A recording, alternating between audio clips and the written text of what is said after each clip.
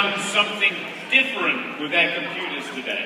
Yeah. I did. That's kind of what we were hoping for.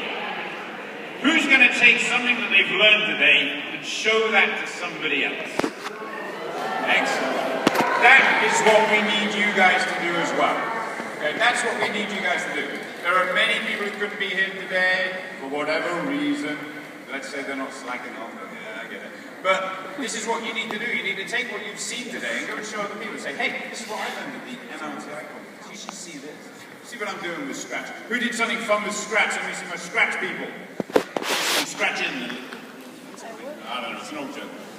Who saw something good with Minecraft? Where are my Minecraft people? Oh, chef from Minecraft, excellent. What about Tinker? Where are my Tinker folks? Everything good with Tinker? Like that? Good? Excellent. Good.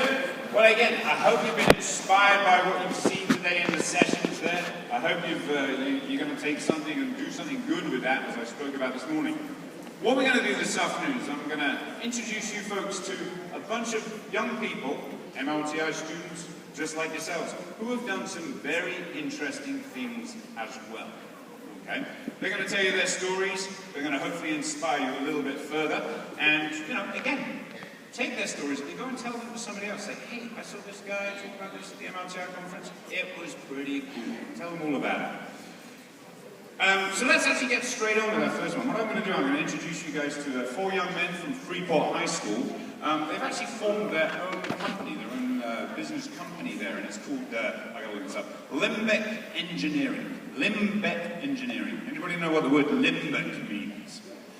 Limbeck? Anybody? Anybody want to be brave enough and come and give me that definition? No. Limbeck means, it's an old word, it means to tire yourself out through thinking of new ideas. Tire yourself out through thinking of new ideas. They came up with this name because they were trying to think of a good name for a company and they tired themselves out. They were actually limbecking, okay? Now, I didn't know anything about this word. They actually told me at lunchtime, so now I feel smarter. I've learned something today. So, without any further ado, I'm going to introduce you to Joseph, Liam, Travis, and Nick from Freeport High School. So let's have a warm round of applause. We're going to come back. Come on, guys. Come on out.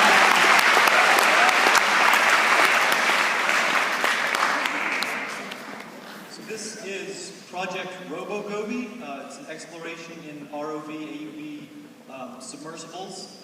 I'm Liam Wade. This is Nick Nelsonwood, Travis Lipsack, and Joseph Beaversnine.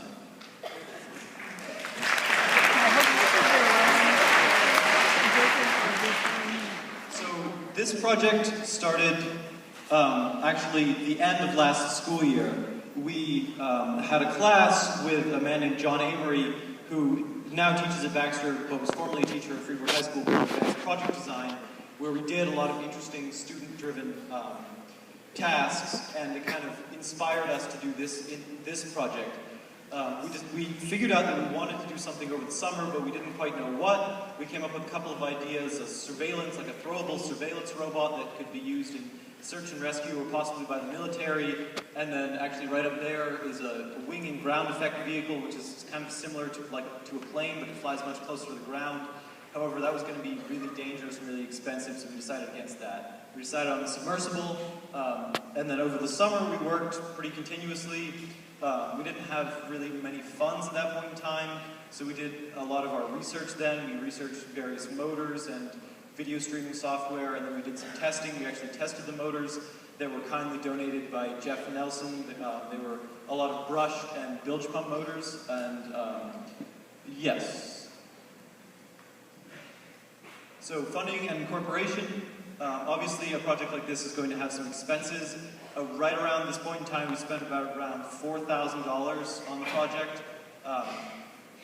A lot of the money was donated through crowdsourcing. We actually ran an Indiegogo campaign that raised us around $2,500, and then we've also been selling T-shirts like the ones that we're wearing. We have some today if you're interested, that raised the remaining portion.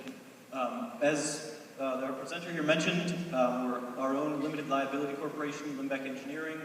This provides a lot more security to people when they're donating to a project, because it's kind of sketchy just to give money directly to an individual. And then for publicity, because obviously when you're raising money through crowdsourcing or any means, you need to get the word out here. We've actually been on the news several times. We were on the Tri-Town Weekly, which Freeport kids might know. I don't know if anyone else does. It's a local newspaper. And then we're also on Channel 6. And additionally, if anyone's interested and to keep other people up to date with our information, we have a blog and a monthly report on how the project is doing. So this slide is an animation that we created in Maya, which is a free software you can download as students, and it works on both Macs and PCs. It allows you to take 3D models. For us, we made them in SolidWorks, which is another program, and imported them into Maya, and then took that and created the environment around it, as well as all the lighting and the camera that films it. So it's sort of a virtual reality that has what might be a submersible in it. It takes a lot of computing power to make, so we ended up having to use private computers, but it's really interesting and helped us in our publicity. Okay, so as Liam alluded to earlier, or spoke about earlier, we had many different ideas for projects at the end of last year, including the Wave and the throwable robot. But the reason we chose the submersible was because there was a lot of room for innovation. And there were a few different sides to this that we saw. So I'm going to name a few. First of all, a lot of the submersibles out there, they're either relatively inexpensive and don't work very well, or they're very expensive and do have a lot of capabilities. But what we found was that a lot of submersibles did not have a ton of mechanical freedom, so they would have 3 or 4 degrees of freedom underwater. So what we wanted to do was create a submersible with 5 degrees of freedom and high maneuverability underwater. We also found out that a lot of submersibles, especially the big ones used by research institutions, they were very hard to drive. They needed multiple engineers with multiple screens in order to use the submersible. So another goal for our submersible was to create a platform on which we could use like an Xbox controller to control a submersible underwater. So that was another goal. We also had a goal of speed because a lot of these submersibles take 30 or 40 minutes to get down to depth. We wanted to create a submersible that could go 3 meters a second and get down to depth in a short amount of time. We also talked to research institutions such as Bigelow Labs in Boothfed and Gulf of Maine Research Institute in Portland. And we talked to them about what they would want to see in a submersible. So, for example, at Gulf of Maine Research Institution,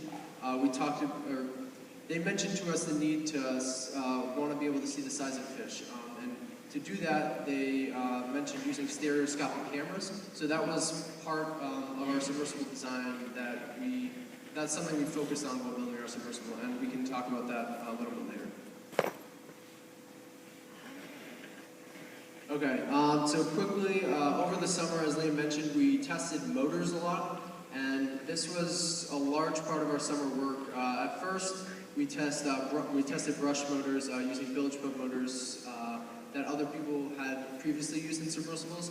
We found that this wasn't really the right way to go because we could not find bilge pump motors that would go down to 250 feet and could withstand the pressure easily. We then switched over to brushless motors, which are intrinsically waterproof.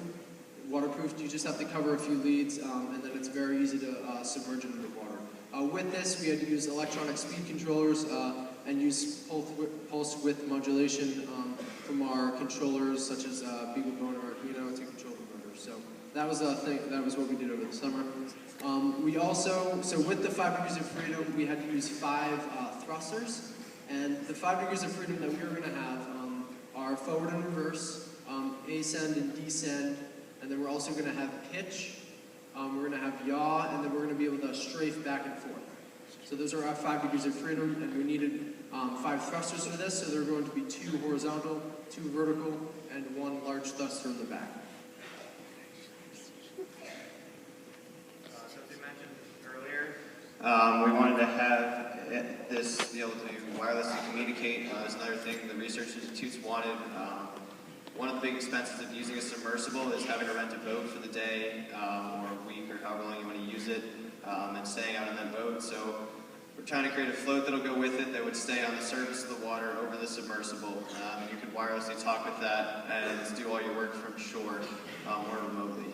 So the original float design we based off a dock. It had like a wooden platform on the top that could hold everything, and then pontoons that we were going to make out of 8-inch PVC pipe. As we were creating it, we realized that if we were going to have to be pulling this float around when the submersible needs to move longer distances, we wanted to have some wave-piercing capabilities. That's pretty easy. We just had to move the pontoons down so they were further underwater, and there's much less surface area actually at the surface. Once we were done making it, it was really awkward and heavy. It stood almost like 3.5 feet tall, and that would make it really difficult for one person to carry just the float, let alone the float and the submersible, which was another goal, was ease of use. So we moved on to version 2.0, which is basically just the two pontoons attached together that'll float on the surface. One half is going to have the spool actually nestled inside the PVC pipe. It has an 8-inch diameter, so it fits right inside, along with two motors that will neatly be able to coil it and uncoil it as the sub descends and resurfaces. And then the other half of the float is going to have communication, which is going to be a small satellite dish so that we can have at least line of sight, and probably somewhere about 15 kilometers line of sight. And that way you can leave the float out in the water and go back to shore or to your office and control it from there. It's also going to have the embedded Linux controller that will do the wireless communication, as well as take GPS signals so that you can find it, compass headings, and temperature on the surface. So we can compare that to temperature down at depth. And lastly, it's going to have all our batteries on it. We wanted the batteries up on the float so that if you use up the power of one battery, you could quickly change it and get new power to the submersible without having to bring it up to the surface every time you want to change it. The next issue we had was lighting. We've been working on this fairly recently. We talked to a diver in Portland. They needed, when they dive in Maine, they said they needed about 1,000 lumen flashlight to be able to see even a few feet underwater because it's so murky here. So we went on Amazon and found a flashlight that had about 1,300 lumens. It had pretty good ratings, and people said it was quite bright. And when we got it, we were actually surprised. It almost blinded us because we were trying to look at it when we turned it on. But after leaving it running for a couple hours, or an hour and a half, I guess, it ended up burning out because the LEDs got too hot.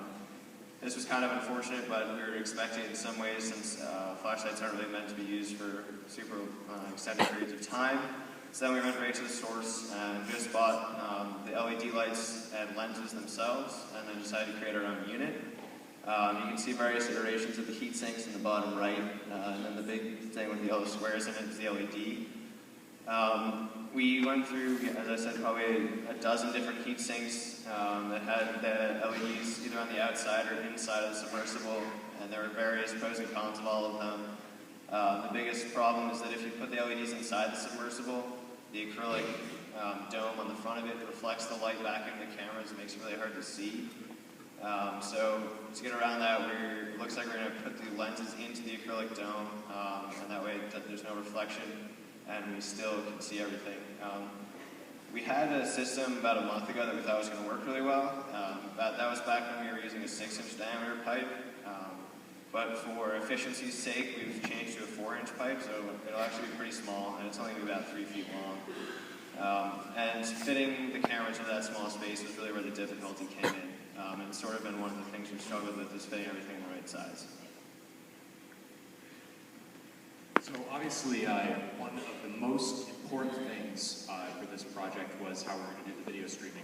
We need to be able to see what the sub sees, and we need to be able to stream that video a long distance from the submarine to wherever you're controlling it from. So we went through in terms of software, excuse me, when we began this project.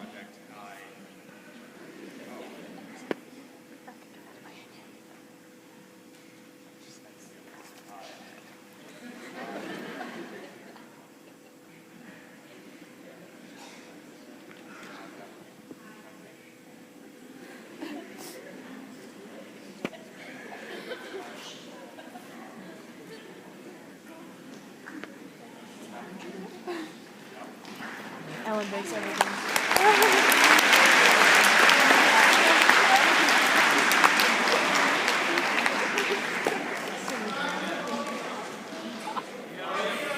Oh yeah?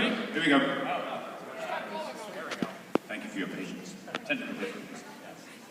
Okay, I'm going to switch mics about 6 more times and this is going to work. So we went through a lot of video streaming. As I was saying, we used a lot of third-party open source software. This included what's listed up there, GStreamer, JPEG Streamer, OpenCV, which stands for Open Computer Vision, and NetCat, which is a service that can stream data packets between computers. Along with those methods of streaming, we also went through many cameras. We used a regular webcam, which you see up there in the picture, is a webcam that we have settled on to use currently. We also used a Pi camera, which is a web camera that's specifically meant to interface with the Raspberry Pi, and also a contour camera. And then one thing we would like to do using Pi cameras, this has already been mentioned, is put a stereoscopic camera system on this robot. And now what that is, for those of you who don't know, the human eyes are stereoscopic. They're placed a certain distance apart, and they have overlapping fields of vision. And what this allows us as humans to do, and what it allows a stereoscopic camera system to do, is judge depth and metrics of objects, their size, i.e., in a stereoscopic picture, the actual pixel length of something relates to a real-life distance. So we're hoping to have that system on our robot. Alright, so the embedded Linux systems that we're using, as Nick alluded to or spoke about earlier, are they're the open source hardware. Raspberry Pi, BeagleBone. Originally, we started with the Raspberry Pi. There's a lot of documentation online about the Raspberry Pi system, so that's what we started with. We did a lot of motor testing, video testing, program testing with the Raspberry Pi. And a few months ago, or a month and a half ago, we decided to switch over to the BeagleBone, as it has a faster processor. It can do video streaming a little bit faster, which is very helpful for us. And overall, it has more GPIO pins, so general purpose input-output pins, which means we can attach sensors to it very easily. And we don't have to use an Arduino or another microcontroller to interface those controls. So based on the embedded Linux devices that we decided to use, we chose 2 different types of software to use. On the submersible side, we are using Python, as it is, it's very lightweight on these Linux devices, and it's very easy to code and very easy to use. Joseph will talk about Java. So the language we're using on our operation control unit, however, is Java. There's several reasons for choosing that. One, it is a very versatile language. Any computer, any operating system that can run the Java virtual machine can run the Java language itself. So our program can be taken and moved from computer to computer very easily. And it also has a lot of support on the internet. It's a very widely used language, and that also means it has a lot of third-party software available for it. All of those streaming softwares I mentioned on the previous slide are third-party softwares that allow you to do certain things with Java. They're technically called external libraries. Many of you may be wondering kind of how this relates to MLTI. We all have some experience with Java, but I'm the only one here who actually has experience with using Java through the iPads. And the iPads are brilliant for what they are, but they're not the greatest coding machines, at least in our experience. They're perfect to learn on, and I would highly recommend. We use Code Academy in my class. It's a brilliant way to learn JavaScript. It's really nice, but to create your own programs, like anything we're doing here, you really need your own dedicated machine. I'm going to speak again here for a second on the importance of coding in this project. In order to really make a robust robot with communication between sensors and a computer, vision, as I mentioned, or even an Xbox controller interfacing with the computer, you have to have a good knowledge of coding. You can't do this really without being able to write your own custom software. And all of us up on stage here have a good amount of expertise with coding languages, and it's been very helpful. to us over this venture. But what we've also had, and what we're thankful to MLTI for, is we've had, for the past several years at Freeport, laptops, and I know many of you out there also have them, which have allowed us to really learn these languages. It allows you to do things like, you can see that code up there to run things like this other picture you can see over there, which is the calibration for our inertial measurement unit, which tells us yaw, pitch, and roll of the robot. Things like that, you can't do them without a good knowledge of software.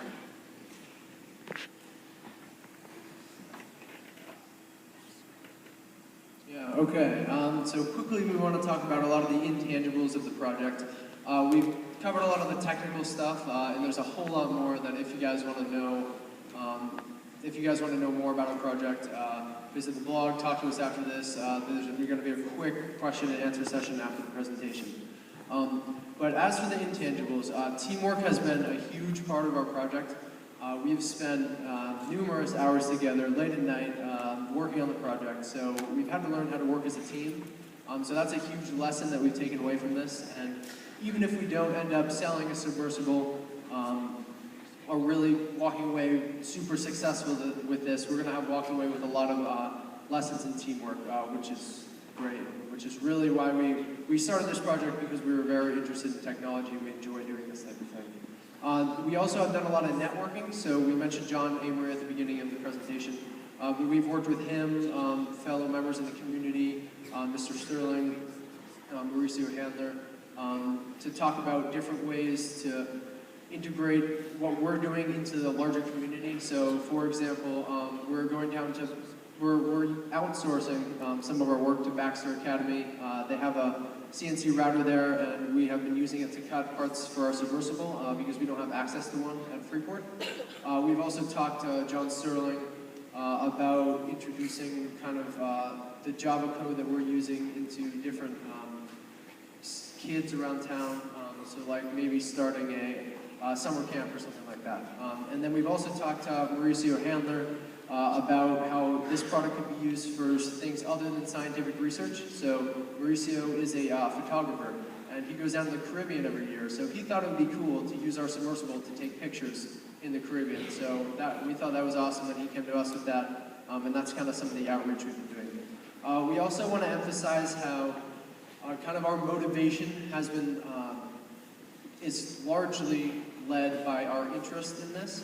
We wouldn't really be as motivated as we are if we didn't have interest in coding, in building stuff, in engineering in general. So that's been a huge part of this project, and because it is student-led, we have been completely motivated, or relatively completely motivated, for the entire year. So that has really kept us on track. And yeah, thank you. As I kind of mentioned before, we have problems with access to technology because Freeport this year was given iPads to students, but as I mentioned, iPads aren't the greatest for writing your own custom software. But as these guys mentioned, in previous years we've had access to laptops.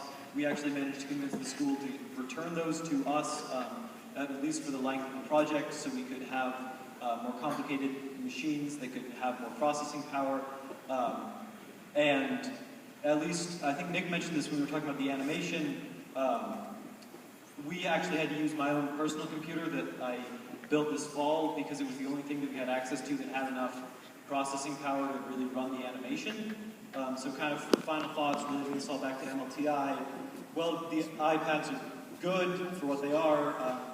Having access to laptops for students interested in this kind of thing, students interested in coding or computer software would be good, and then also having kind of high-power machines, probably desktops that could be left in the school that could run programs like CAD and Maya and do some animation and 3D design without actually, having laptops that every kid could use that would do that. Are there any questions about the project?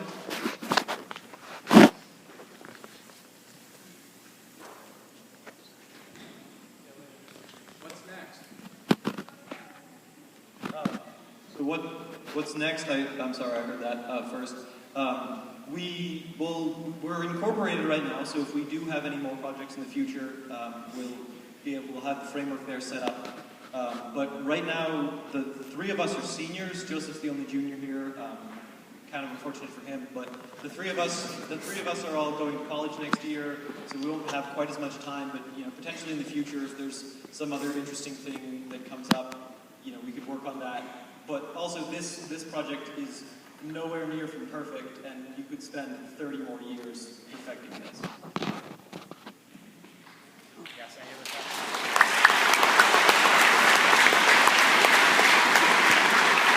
You have a question? Yeah. Well, raise your hand up. Anyone else who has questions, you can come talk to us afterwards. I think we have to move on. All right. I've got two words to say. Holy moly. Holy moly. I haven't seen that presentation. I'm just watching that. Absolutely fantastic. Well done, guys. Absolutely fantastic. Now, the they did mention about the very stylish t-shirts that they're wearing. They do have some for sale in the lobby on your way out if you have a few dollars in your pocket. How much are you guys selling them for? $20. $20 to you. Or, you said you had a blog as well. Tell me the address of the blog really quickly. robogoby.blogspot.com. Robogloby. I can't say these things. All right. Robogoby. We'll get there. Excellent. One more time, please, for... All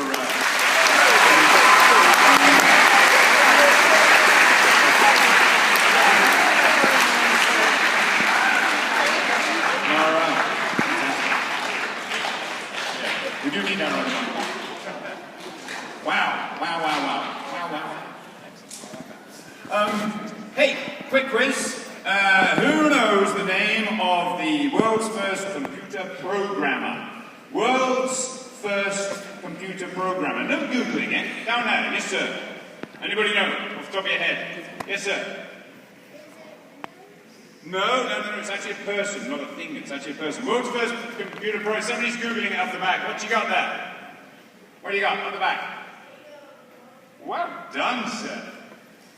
Ada Lovelace, the world's first computer programmer. I'm hearing some titters of laughter and I'm hearing some what? Why am I hearing those noises? Why am I hearing those sounds of surprise? What do we got? Why? What's surprising about this picture and knowing that this is Ada Lovelace, the world's first computer programmer? What's surprising? Yes, ma'am.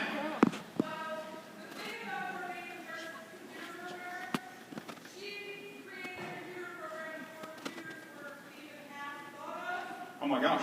So before computers were even half thought of. She worked with a chap called Charles Babbage on something called the analytical engine. Do you know the year, ma'am? Do you know the year? No. 1842. 1842. Who's got a computer from 1842? No one has. Exactly. Before computers were there. She was thinking about this. What else is surprising about learning about Ada Lovelace, the world's first computer programmer? What else is surprising, sir? Well, she's a female, and there's hardly any female programmers now. Go with your first answer. She's a woman. Why does that surprise us? I'll tell you why that surprises us. I got some numbers written on a piece of paper. I'm terrible at remembering numbers. I would tell you this. Right now in the United States, only around 20% of all computer programmers are women. 20%. Okay? That's not a big number, folks. Only about 12% of all computer science grads are women. World's first computer programmer, but nowadays, only 12%. And check this out. Only fewer than 5% of tech startups have actually been founded by women. Okay? Those are low numbers. Those are very low numbers. All the girls in the audience today, please give me a big yes! Yes! That's good. That's not 20%. That's not 12%. That's not 5%. I would say that was around about 50%. I'm thinking, looking around here, around about 60% of this audience are women, okay? This is what we want to see. This is what we want to see changing. This is why Maine is a good place, because we are about to change the face of computers here, okay? Those numbers that I just read out there, and knowing that our world's first computer programmer is women, this is where it all changes, okay? So what I'm going to say to you girls in the audience, you're going to go back, and you're going to say to your friends who are not here today, your friends who are girls, you're going to say, hey, do you know anything about computer programming? And they're going to go, no. And you say, well, let me show you something. How about we start a company? How about, I've got an idea, let's do this, let's do that, okay? Guys in the audience, you're also going to go back to school, and you're going to say to your friends who are girls, you're going to say, do you know anything about computer programming? They're going to go, no. You're going to say, exactly the same thing, okay? Because here we can actually start changing the face of computer programming. Will you do that for me, please? Yeah. Well done, well done. So, from the world's first computer programmer to the latest computer programmer in our midst. Okay, I'm going to introduce you right now to a young man. Oh, there we go. That's better. A young man called Stephen Kaplan. Okay, he's from Marshall Middle School, and what he's been doing. Well, I'm going to let him kind of tell you what he's been doing, but he's been doing some pretty remarkable things around coding and around the folks at his school. Okay, so what I'm going to ask you to do is give him a massive round of applause as I invite him up on the stage.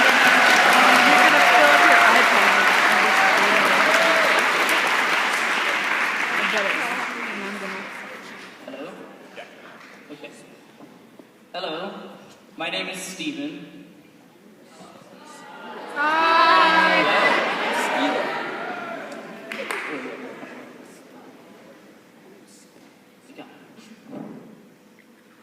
Hello. I play the clarinet, I play soccer, I'm a very deep thinker, and of course, I'm a student. Above everything else, though, I am a coder.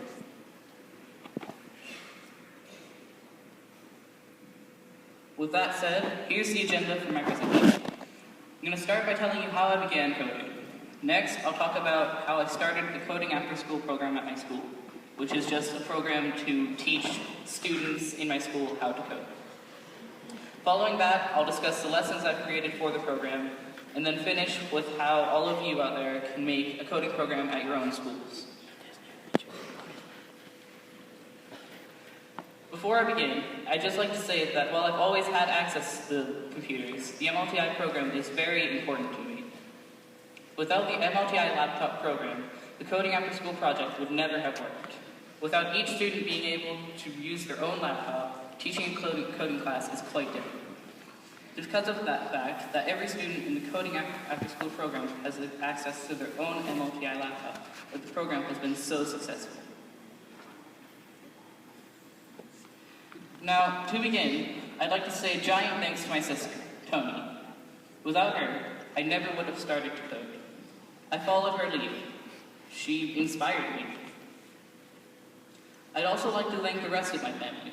They were always supportive and brought my sister and I to the coding programs and learning opportunities that we wanted to go through. So, when I began coding sometime during 3rd grade, I started with HTML, a website making language. Later on, I began to use CSS, JavaScript, and PHP, which are all different languages that you use alongside HTML.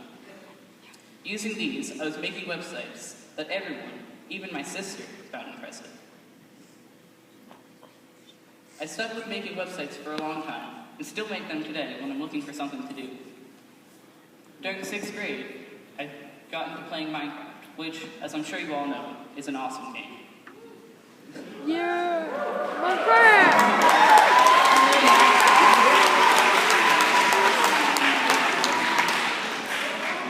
So, I used the computer craft mod in Minecraft to code with Lua. Basically, Lua is a really awesome, but highly versatile and flexible coding language. Using computer craft, I was able to combine two of my favorite things at the time, playing Minecraft and coding. I introduced my friends to Lua through Minecraft. In turn, many of my friends became interested in coding as well. We made calculators, chat programs, and more using the Lua emulator inside Minecraft.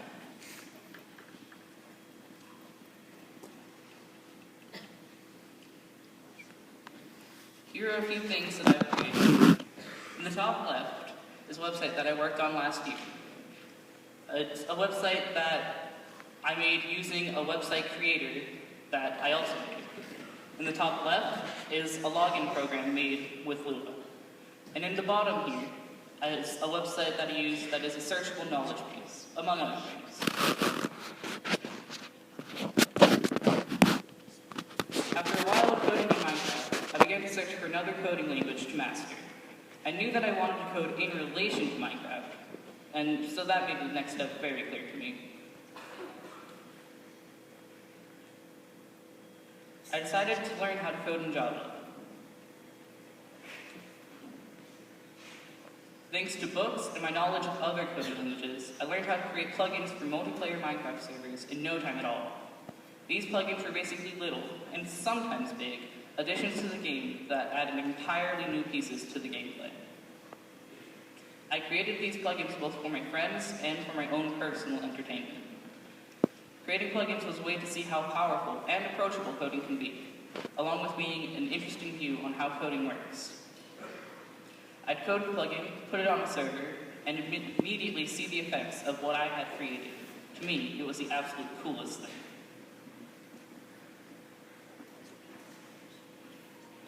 This year, during December, my teacher, Ms. Martin, introduced other students to coding when she held a class based around the Hour of Code, which is an initiative to help have everyone code for an hour. After this class, my friends and I got an idea. We asked, what can we do? We wanted to find a way that we can teach everyone in our school how to code, and to have them code for more than just an hour. We made an outline of the coding after school program, and at that point, we were soon having meetings with our school's principal to begin setting up the program. We managed posters, permission slips, and announcements for our program. After much debate, we settled on a name, Coding After School.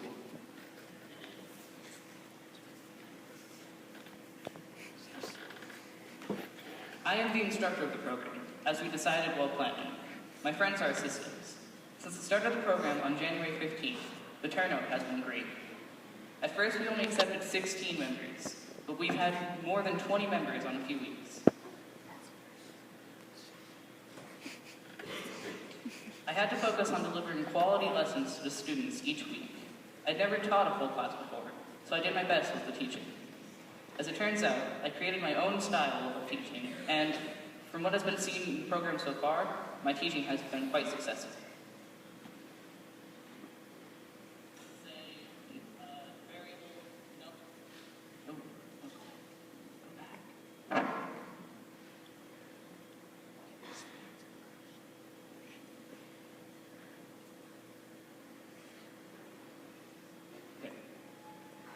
For the lessons, I started with the basics, then moved on to more advanced subjects. It was difficult to provide it was important to provide a strong foundation for reference. We continued, and the lessons became more difficult. Oftentimes, I refer back to the basics to help students understand the more advanced concepts. Here's a small example of me teaching. Variable number 1 is whatever equals, and you wouldn't call it something like this is a variable, because that's not helpful. That time we were learning how to correctly name variables, and I had long hair. When the program first started, I told my students this: I do not want you to feel rushed. Coding is not a race or a competition. Many of my students have taken this to heart, and because of that, they've been able to learn and progress at their own pace. Most of all, though, the students haven't felt pressure, but instead they've had fun while learning. Let me show you some of the lessons I've created. The lesson layout that I've used is simple and effective, and designed to take a student from being a beginner to an expert in coding.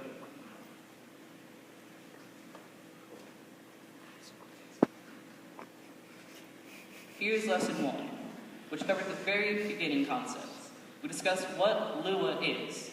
We started with Lua, why we were using it, and then continued on with creating our first Lua codes. And here's lesson 10, much more advanced than lesson 1, as you can see.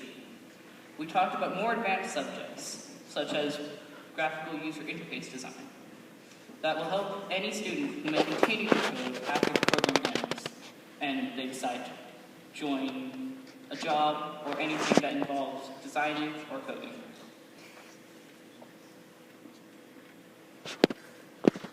The outcome of the program is overwhelmingly successful. Students have learned, had fun while doing it, and have been able to apply their knowledge to creative projects.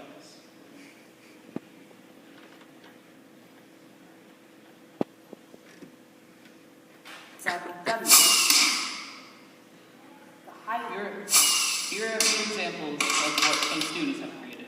The top right image is of a calculator that uses math, colors, and more. The top left image is of a loading screen that uses loops. This firework here is a part of a plugin that a student created using Java, which is the language that we're currently learning right now.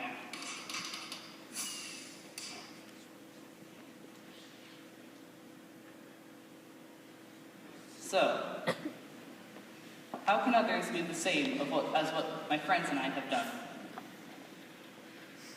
Truly, anyone can start their own coding programs at their school. It's not that difficult. There are 3 simple steps. You must know what you want to teach, meaning that you should have an idea of what language you want to teach. Lua, Java, HTML, Python, JavaScript, whatever you decide. Next, you need to know why you want to teach it. If you don't know the reason behind what you're teaching, how will you be able to explain to your students why they should be using it? Lastly, you must figure out how you can teach it. You need to find out what you'll use as the lessons. You most likely need to find a teacher or a person who will supervise it. You'll also need to have meetings with your principal to set everything up.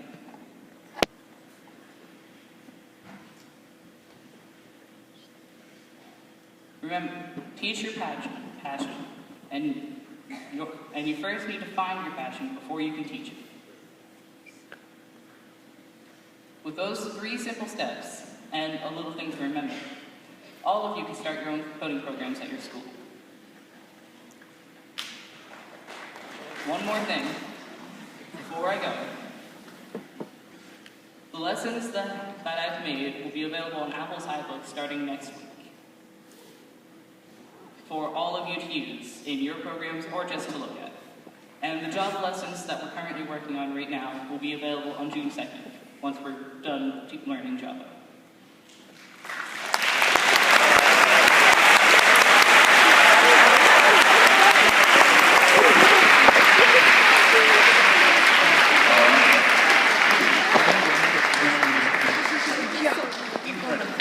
Incredible is the word you use there. Wouldn't you agree, folks? Absolutely incredible.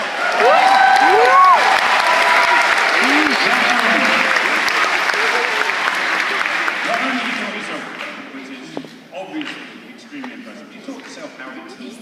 That's pretty neat. That's pretty neat. Now, can I just ask you a question about that? Do you have any more sympathy with your teachers now you're a teacher yourself? Do you empathize with them and say, oh, geez, I'm sorry about it? I think I have it more difficult than them. Oh, really? Why? Tell me why. Sometimes they can use their own lessons. I've been creating all these lessons each week. Oh, I see. Yeah, you've been doing it up and down. Excellent, fantastic. And those are going to be available on iBooks there on the iTunes store. Any cost? No, they're going to be free. All free? Free!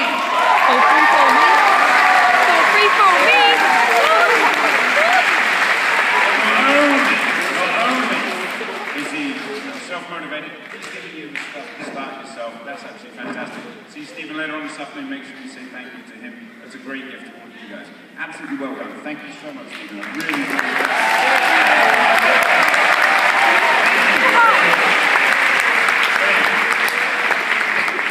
All right. Hang on a minute. I think you might have my clicker. Stephen, you've still got the clicker? Oh, yeah, there is. All right, I got it. Don't worry about it. Wow. Well, I'm inspired. We've still got some more to go. Hey, what we're going to do right now is take a quick commercial break, courtesy of one of our number here today, Linus Obenhouse. Obenhouse? Have I got that right? I'm sorry. Linus, where are you? Wave your hand somewhere, Linus. Where are you, man? Over there. Well, I said, oh, okay. He's a very modest young man. Linus goes to Oak Hill High School? Middle school. Thank you, middle school. Okay. And John Graham Oak Hill sent me a little link saying, hey, let's talk about MLTI. Do you want to show it. And I was like, let's have a look. Oh, yes, we do. Oh, yes, we do. It's quite fantastic. Hey, I'm just going to play it. We'll see what it's all about. Hang on a second.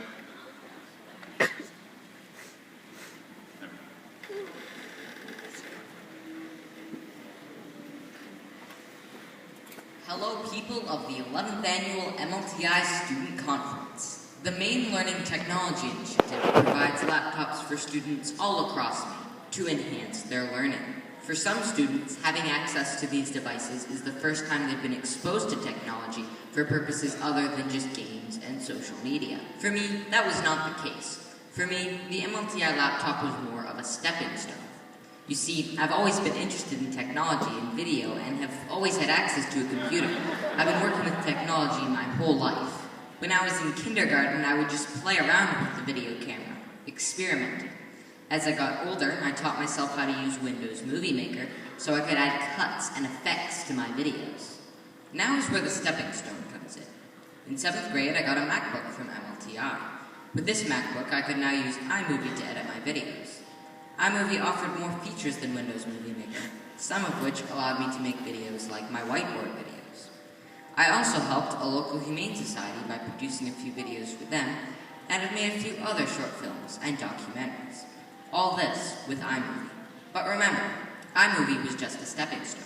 Eventually, when my school switched from Apple to HP, I did not have the MacBook anymore and was forced to move on. Since Windows Movie Maker lacked the sophistication I needed for my videos, I searched for a video editing software compatible with Windows and found HitFilm. HitFilm was even more advanced than iMovie, and with it, I've been able to improve upon my videos. I've also decided to start my own YouTube channel. Though HitFilm is better, in my opinion, than iMovie, if I had never used iMovie, I could not have made the jump to HitFilm. I've been able to accomplish a lot in the video realm, producing over 50 videos in the last 3 years. But that's not all I've done with MLTI-provided technology. I've used Scratch, an easy-to-understand programming language, and taught others in several schools how to use it on their MLTI devices. Some of those students may become the programmers of the future. Even those who don't move on to become programmers will still benefit from having a basic understanding of programming. One laptop given to me could help me accomplish all this and more, and I'm just one student. There are so many other students that could be doing amazing things with their laptops, like programming or making videos. But also, there are many other applications available, all with the same amazing potential. There are applications for typing up essays, creating presentations, communicating with teachers and students, collaborating with other students on school projects, watching educational videos, and so much more. All that potential wrapped up in one package given to students all across Maine could be unleashed to allow students to do amazing things if they choose to use the awesome gift given to them by MLTI.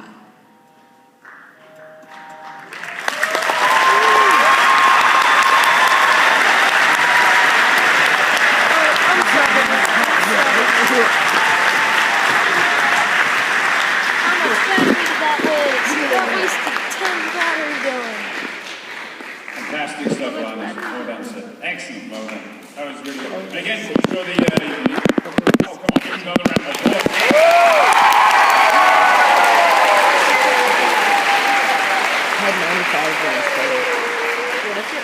I urge you to go and check that out on YouTube there. Linus Films, is that correct? Is that what I saw there? In the intermission. Oh, we'll find MLTI Linus. You'll find something. But come and have a look at that. Show that to other people. Say, yeah, this is what we do in this thing. This is what we do. This is MLTI. Okay, this is what we like. Excellent. Now then, move on to our final presenter of the afternoon. And I'm kind of looking around. I can't see where he is. He's around here somewhere. Oh, okay. So, our final presenter of the afternoon is actually somebody who's been with us before. Okay, Mr. Chris Jones, who was here in 2011, on this very stage, telling us about how he's been using the MLTI in his school, which is in fact high school at the time there. Since then, he grew up and moved on, and he's moved on to college, and well, he'll tell you more about that as we go there. But what I do want you to think about as you're watching Mr. Chris Jones as he is giving his presentation here is say, you know, I could do that. I reckon I could do that.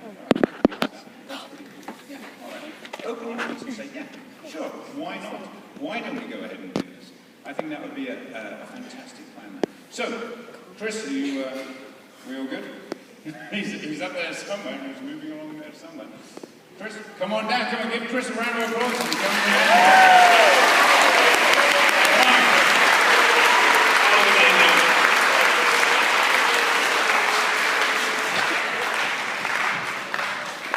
What happened to Gavin?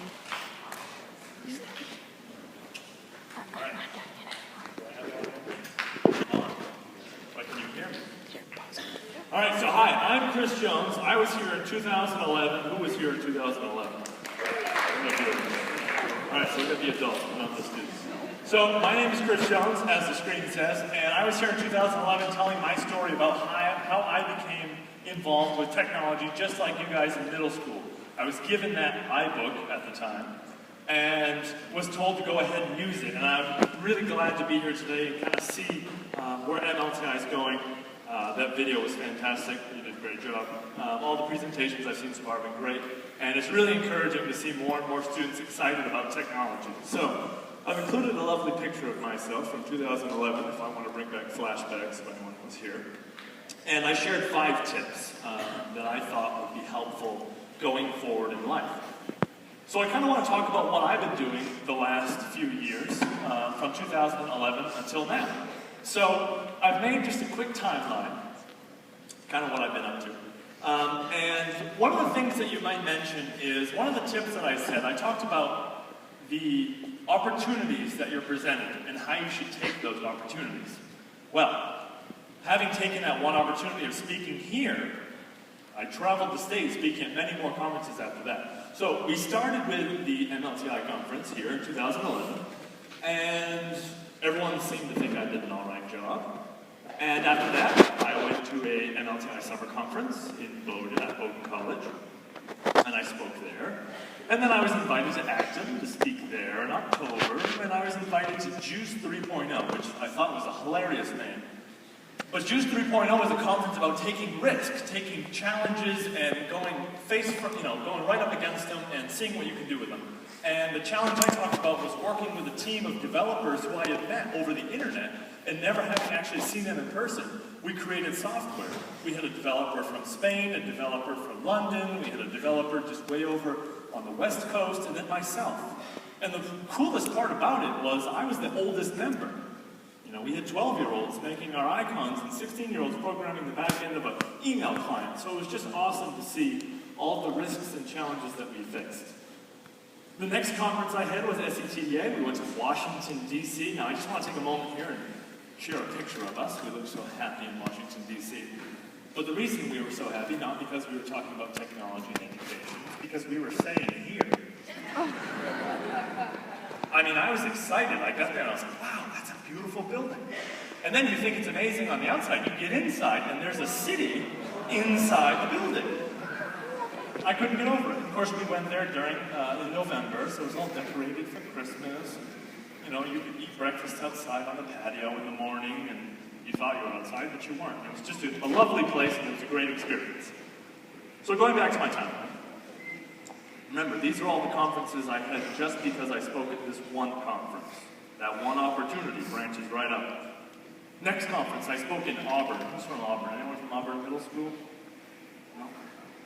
I spoke in Auburn about their iPad program and talked again about how iPads would open up potential for technology in younger students and how they can learn and move at their own paces. I went to Apple. Apple actually had a tech update conference. And they had it in Connecticut, Massachusetts, and New Hampshire. And I drove down to Connecticut and toured with them for the next few days and went to different locations in these 3 states and shared my same story, talked about technology and education and all that fun stuff. I had to drive home real quick to take my graduation photo at high school, but then I drove back and did all that presentation stuff. But it was a good time. Again, more experiences, more things. I met a bunch of great engineers from Apple, a bunch of really cool teachers from around the different states. It was a great opportunity. Everyone paying attention here? I know we got some playing Minecraft, all right, some Snapchatting, Facebook, good. All right, so the last one, I had one quick meeting, one last sharing story. I shared all my experiences.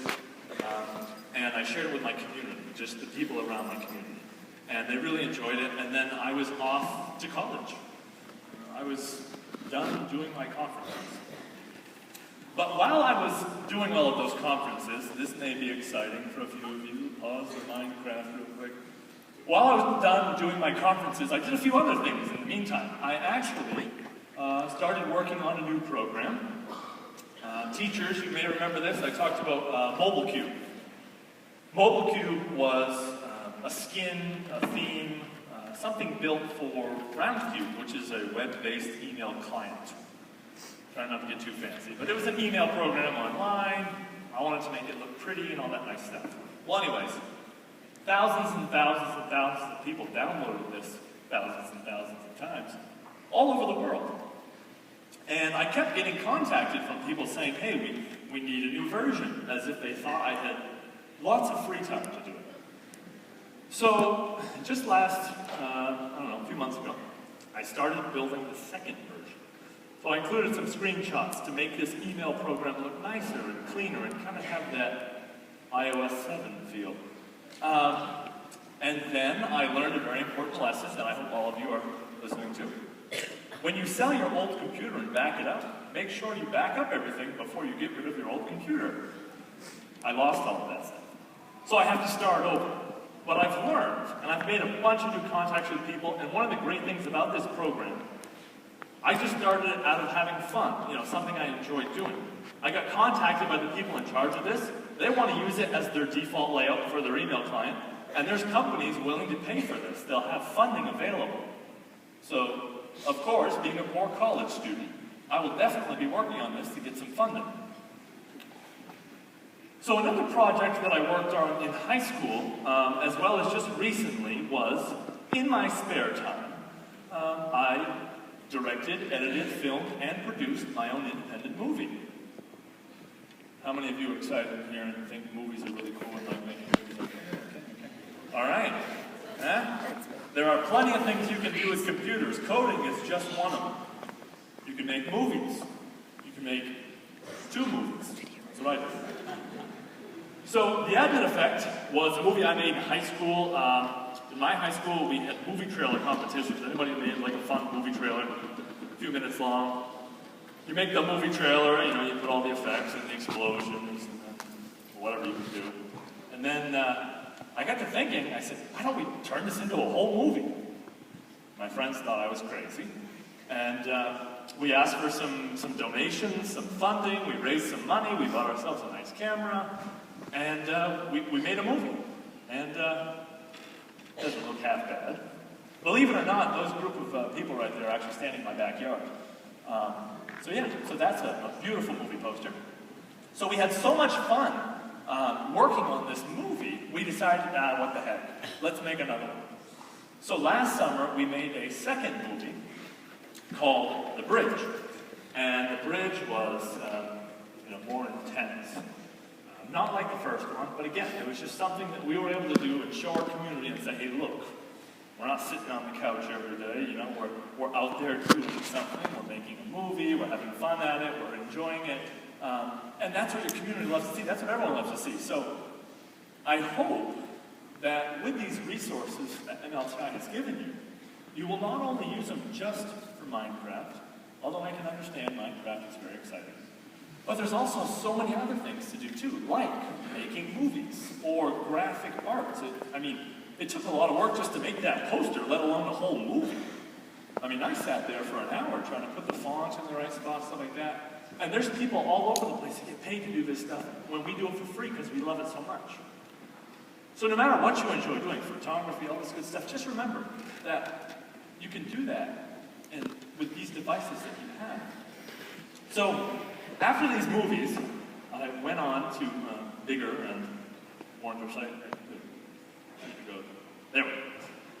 After these movies, I went on to big city life in the tiny city of Boston, and went to Wentworth Institute of Technology. So how many of you are planning on going to college of some sorts? Okay. I went, give yourself a round of applause. That's good.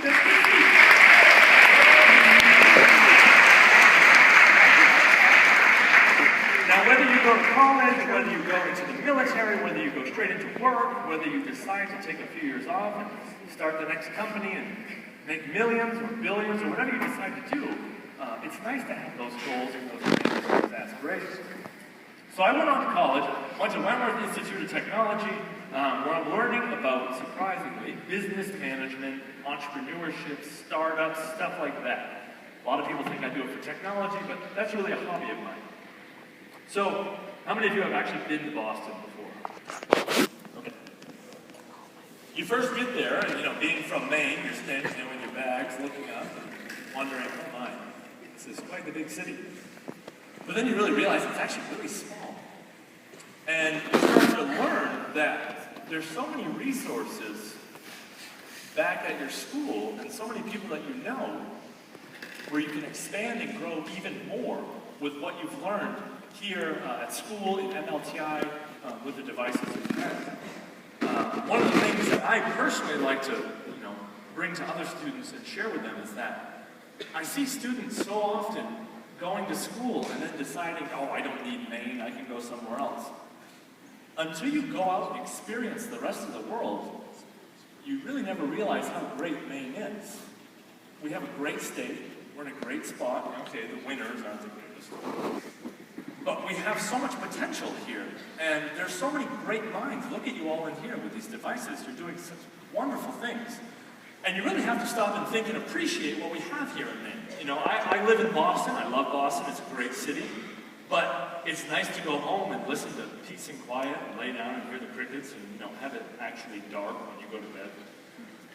But you really appreciate Maine. And I really hope to see all of you go into the future, learn at school, do whatever you'd like to do, but don't forget where you came from, and hopefully you can come back and try to encourage more to better the state even more. So, let's forget about college for a second. Go back to my movies. So, I'm going to show you a little bit about one of the movies I made. And I want you to see the different things that you can do with the devices that you have. So, real briefly, I'm going to show you the movie trailer that we had created for this first movie, and then I'll talk a little bit after.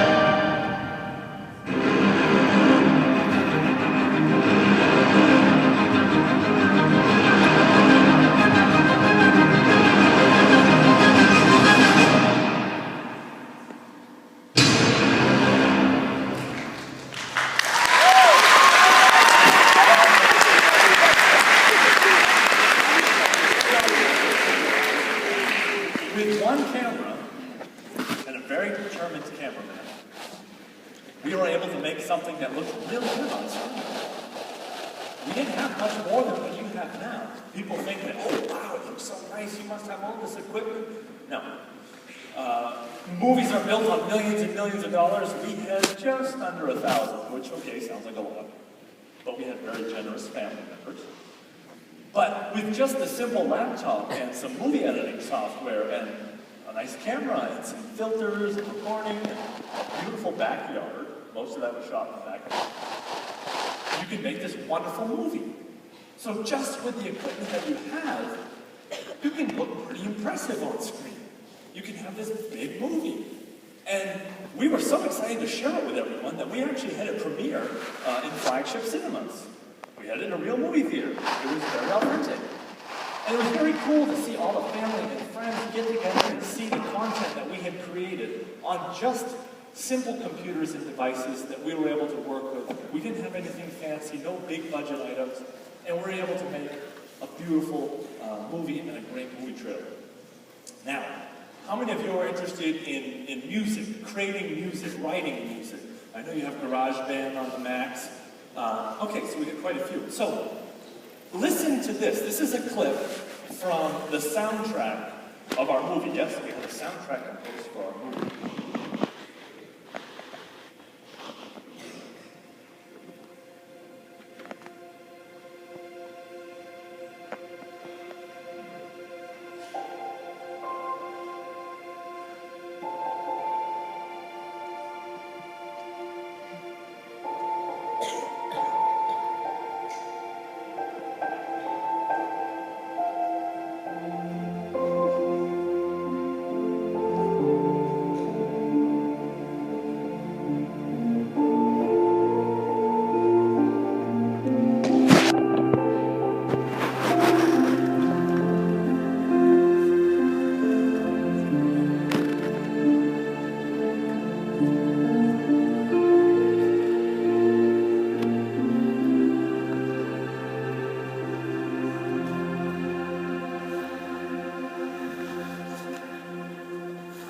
So how many of you thought that sounded very nice, relaxing, calming? All right.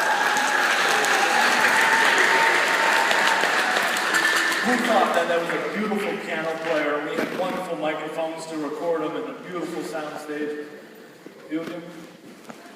That whole piece of music was written by nothing but clicks and drags and numbers. It was all in the computer. We didn't record someone playing the piano. We didn't have someone with a violin or an orchestra that was made with nothing but a MacBook.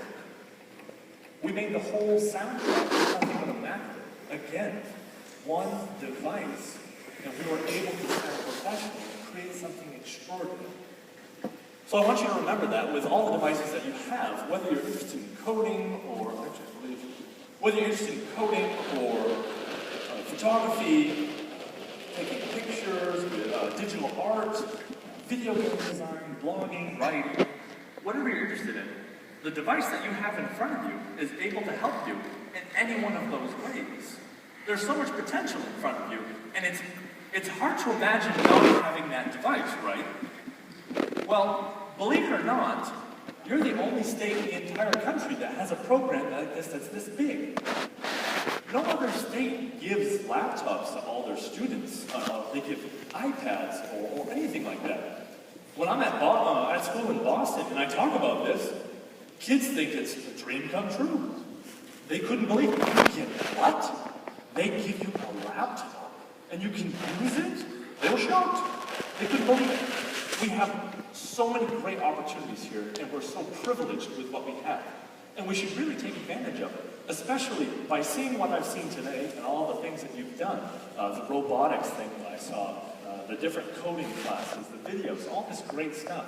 There's so much potential here, and I can't wait to see all of you grow and explore with that. So, just quickly, I'm going to school for business, and I'm going to school for startups and entrepreneurship, and I've really seen so much potential, like I said, with students. And I want to help the state of Maine. I want to make an impact. I want to bring something back and say, here you go, Maine. I want to help the students in our state.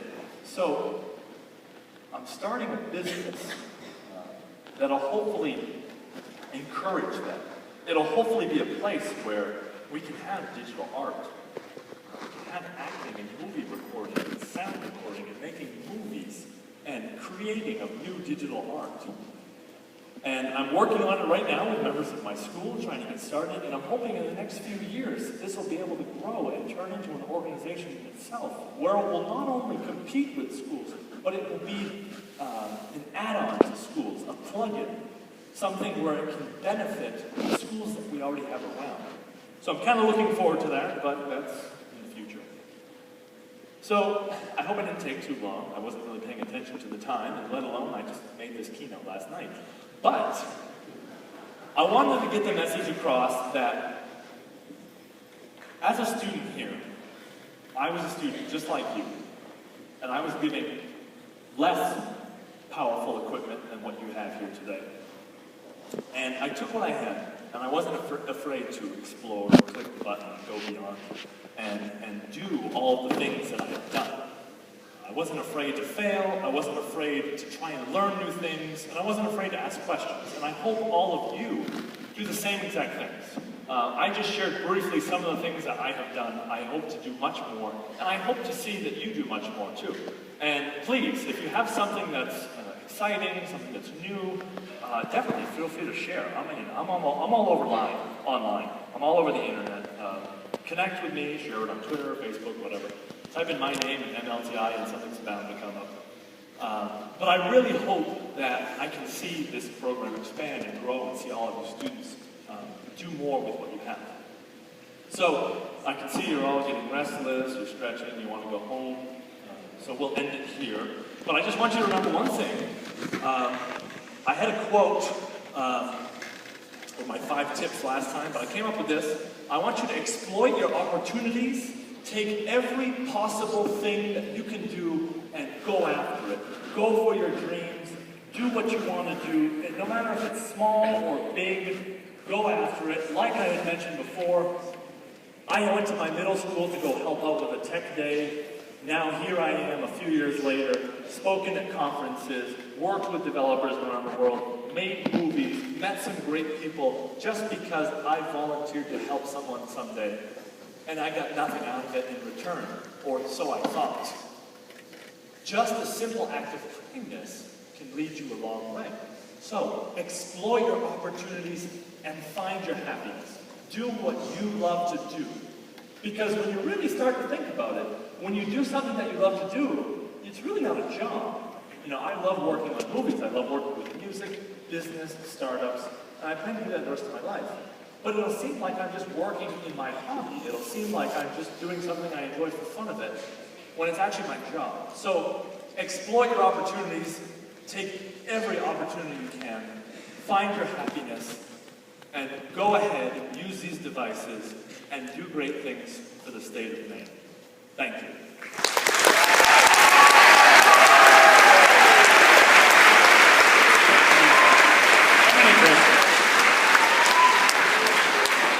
Fantastic stuff, thank you, sir.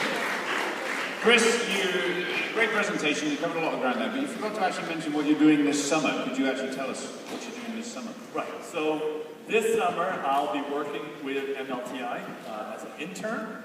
I'll be working with them, and who knows what happens. Yeah, we say you'll be working with them. You start officially on Tuesday. When did you really start, Chris?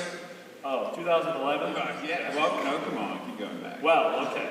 2007 was when I got my first iPhone. There we go. 2000. He's been at MLTI since 2007. One more time, Chris Jones, please.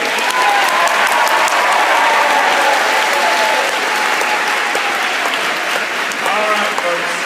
Hey, we're nearing the end, but we've got actually one more thing we need to do with you folks here. Bruce, would you mind coming on down here for a second? Mr. Bruce Sugier from the School of Electrical Engineering and Computing. Come on.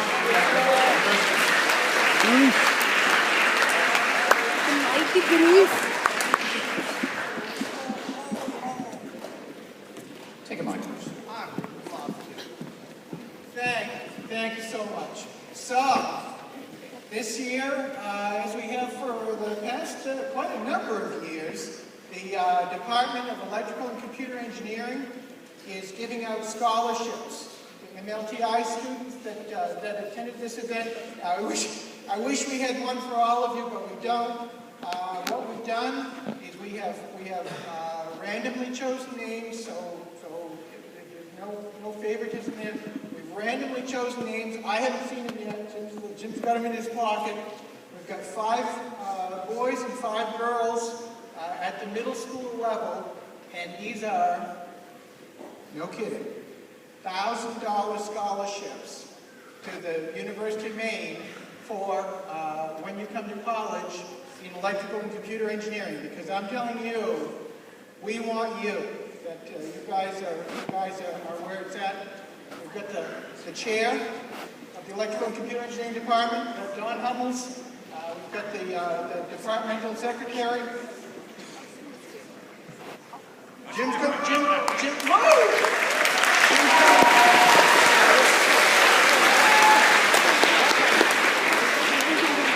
read the names because nobody's seen them but him. Mostly. And when your name is called, come on down. We've got paperwork to make it official. We want to get your picture taken, shake your hand, and give you a big round of applause. So with that, all right, thanks, Bruce. Come on, one more time. $1,000 scholarship.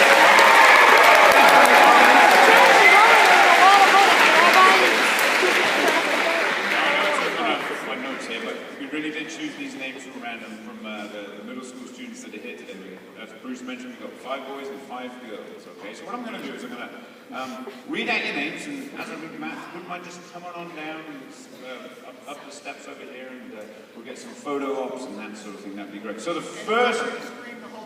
Oh yes, there will be screaming. Okay, so our first scholarship person is Zivi Osha from Orono Middle School. Zivi, are you here? Zivi!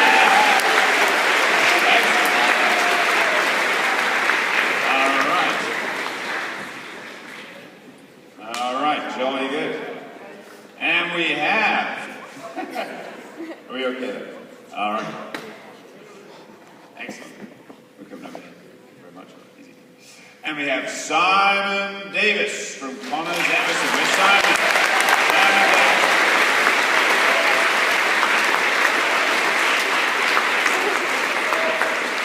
Okay. And Emma Zinski from James Dowdy School. I hope we have...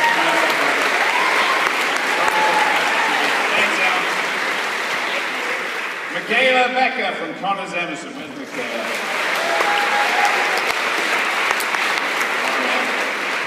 Okay. Tom Doyle. Did I have Tom Doyle? Is he there already? Tom Doyle? No? Tom Doyle, are you around? Oh, I don't know. You messed up my list now. All right, how about Gavin Moresh? Gavin Moresh, is that right? Sedamocha? Gavin. 60 Gavin. Hey, Gavin, you spoke early. Come on, buddy. What? Is that you, Gavin? No. Oh, okay. Wrong last name. So Oh, close. Is Gavin here? What if he just... If he's not here, let's have this guy. If he's not here, I call dibs. Jeez, we'll wait for you, don't worry. Jump! Jump! Yeah. All right, what about, no, where did I get you? Alex Gale. Where's Alex? Alex Gale. Man, that was the worst moment of my entire From Marshall. Worst moment of my entire Chase Carmichael. What's school? Chase, you around? Yeah, baby! Not good. All right, next one I'm going to need some help on. Maya Shane? Maya? Maya, you're around? Yep, there we go. I think a YouTube video. She's never brilliant about it. What did we get to? Gavin Pelkey. Gavin Pelkey. What? Gavin. Wrong again! There's Gavin. All right. Do we need Oh. How many have we got?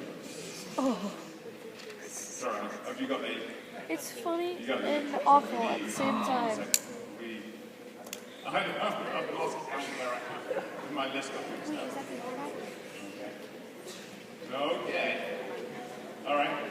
Oh, no, we've got 5, so we need one more go, right? Yeah. Oh, okay. Oh, it's your brother. Oh, okay, we've got one. Okay, have we got, is there one left? Okay. Well, I missed the lists. Yes, you understand. We'll get sorted out. So, have we got 1, 2, one more go? Is that right? Okay, have you got one more go? One. Thank you, Jeff. Where are we looking? All right. Shania Bodding from South Aroostook. Excellent. Come on out. All right. We're all good. Okay. Can we finally get this right? We'll figure it out. Okay, come on, Sean. We got one too many now, or we all set? Okay. Come on over this way. We'll figure out what we've got here in a second. Hey, let's give one more massive round of applause for our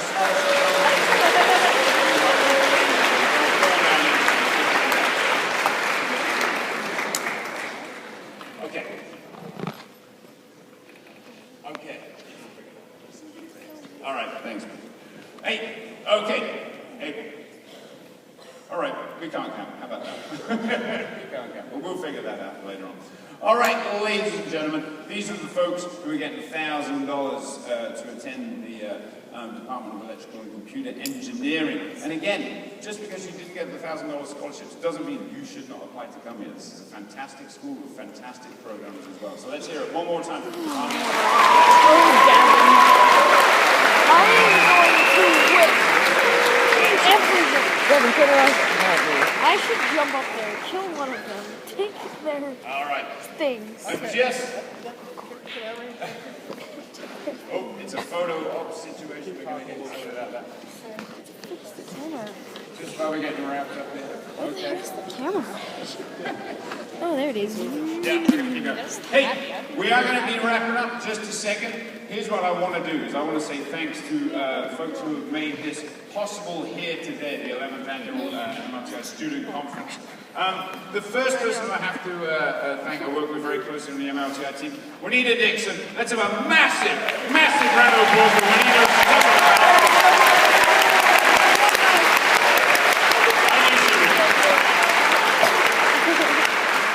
I'll be straight up honest with you.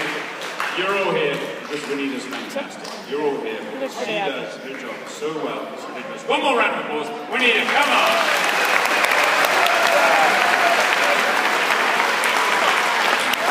I also want to thank the rest of the MLTI team.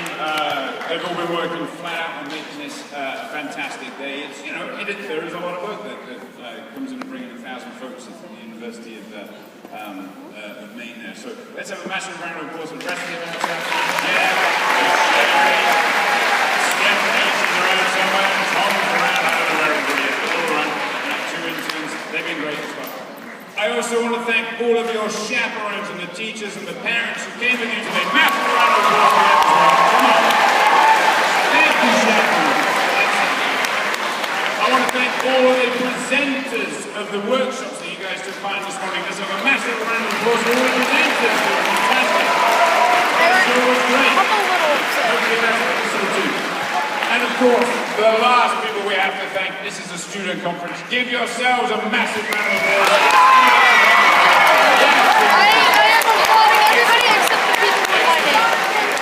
All right. They need to explode and give me their stuff. We really hope that you've had a great day. We really hope you've enjoyed what you've seen. But we hope even more that you're going to take back what you've seen and inspire everybody at your school. Thank you very much for coming. We'll see you again next year. All right.